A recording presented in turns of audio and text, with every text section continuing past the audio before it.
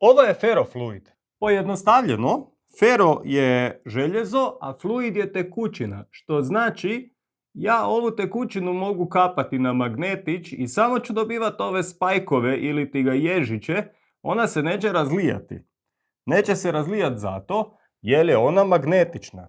I sad ja mogu te spajkove maknut, tekućina, spajkovi, i s tim mogu pokazati magnetnu silu ovoga magneta.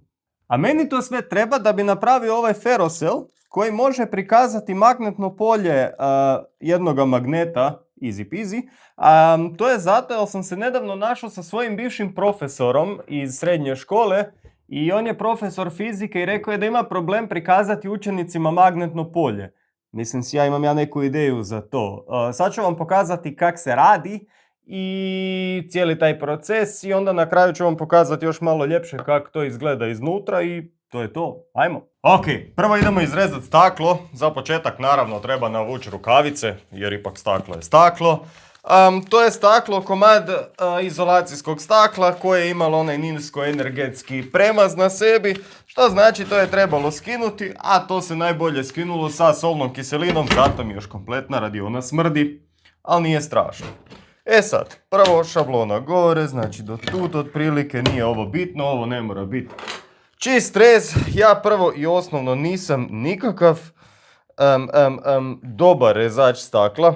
Ja režem tek toliko koliko meni treba i nemam pojma šta radim, da budemo fair, ali za sad ide, mislim, nadam se da ide.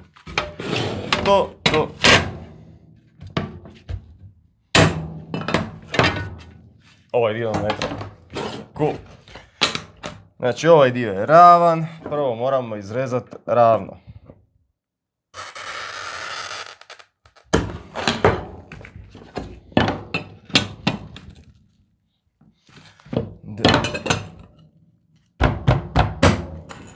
Tako, dole.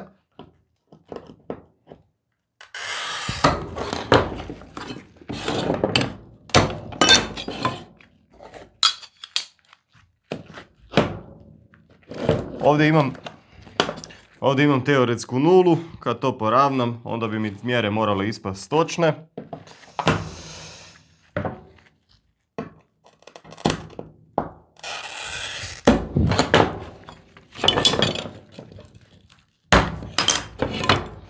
To je dole.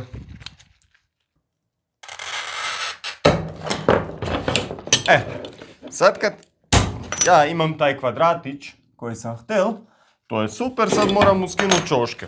Mislim, logika.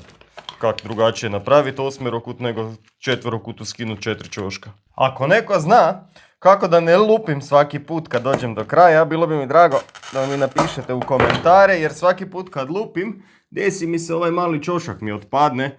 Ne izgleda lijepo, ali funkcionalno je, pa je ok. I sad idu čoškići dole.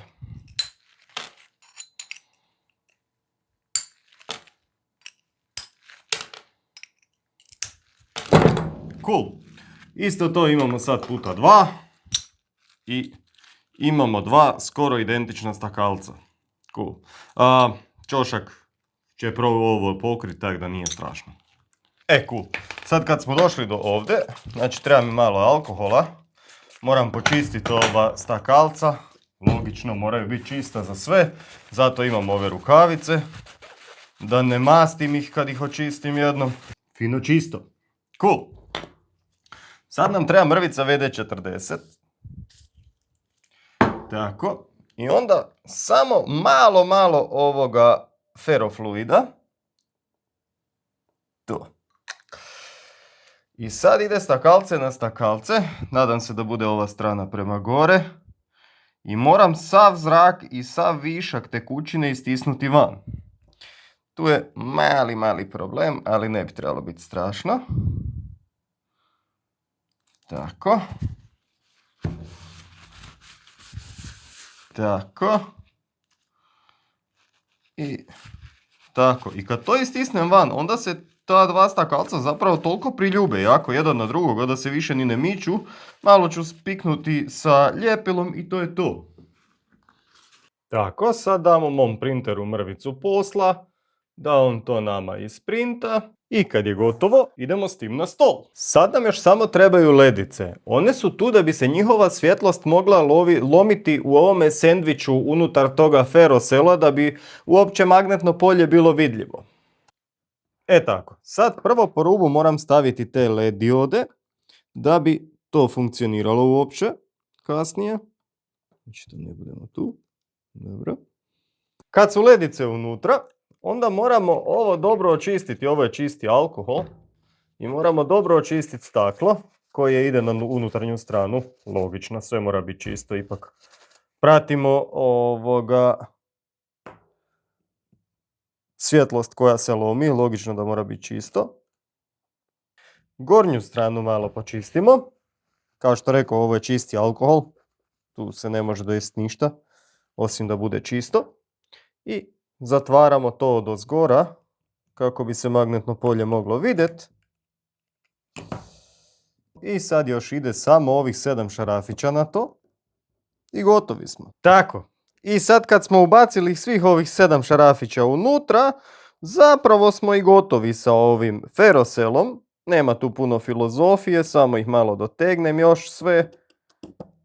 I to je za ovaj prvi prototip, ja mislim, više nego dovoljno i više nego odlično. I sad ja s time mogu vrlo jednostavno prikazati magnetno polje ovoga magneta ili bilo kojega magneta, što izgleda stvarno prekrasno. Ako ga stavim od ispod, vidi se ovo. Vidi se točno kako magnetno polje se mijenja kad ja vrtim magnet. Mogu ga staviti i iznad gore.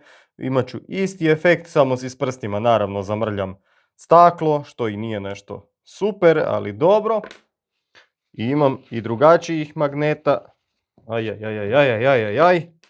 Sekunda, sad ćemo. Tako. Ako uzmemo ovakve magnete, ovo izgleda isto fino i lijepo. Znači oni se trenutno privlače i nestaje. Idemo od ispod staviti da vidimo. Nemoj to raditi. Tako.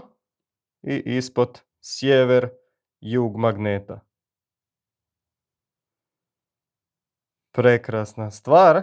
A jedna od zanimljivih meni stvari, kad stavim jedan magnet vidi mu se magnetno polje, ali kad stavim drugi magnet koji ga odbija, njihova polja kao da se u sredini, kao da nestaju. I ne mogu ih sklopiti trenutno. Ovo je jako zanimljivo, barem meni, ne znam kako vama, ali meni je ovo vrh vrhova. Stavim magnet od ispod, vidi se magnetno polje, stavim ga ovako,